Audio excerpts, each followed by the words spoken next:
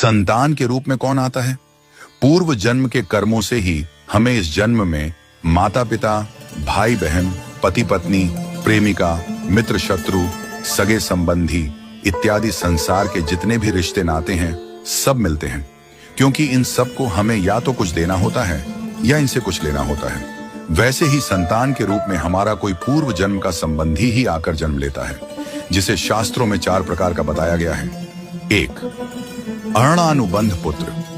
पूर्व जन्म का कोई ऐसा जीव जिससे आपने ऋण लिया हो या उसका किसी भी प्रकार से धन नष्ट किया हो, वह आपके घर में संतान बनकर जन्म लेगा।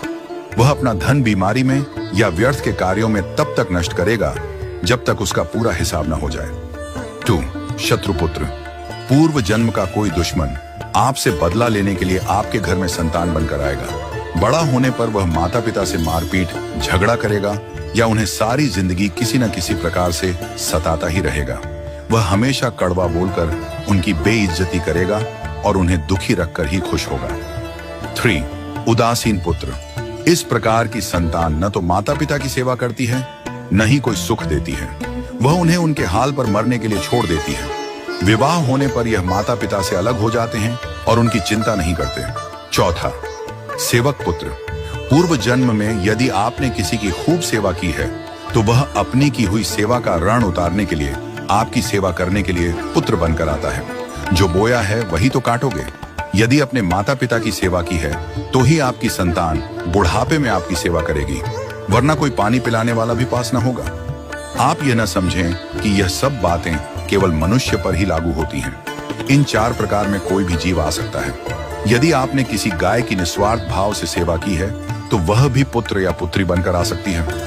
यदि आपने गाय को स्वार्थवश पालकर उसके दूध देना बंद करने के पश्चात उसे घर से निकाल दिया हो तो वह ऋणानुबंध पुत्र या पुत्री बनकर जन्म लेगी। यदि आपने किसी निर्दोष जीव को सताया है तो वह आपके जीवन में शत्रु बनकर आएगा।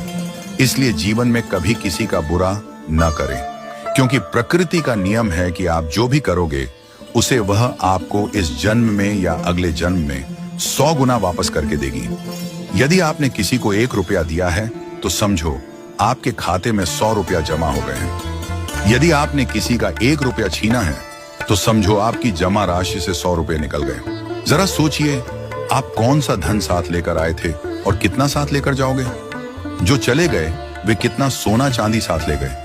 मरने पर जो सोना चांदी धन दौलत बैंक में पड़ा रह गया, समझो वह व्यर्थ ही कमाया। औलाद अगर अच्छी और लायक है तो उसके लिए कुछ भी छोड़कर जाने की जरूरत नहीं है, वह खुद ही कमा ले।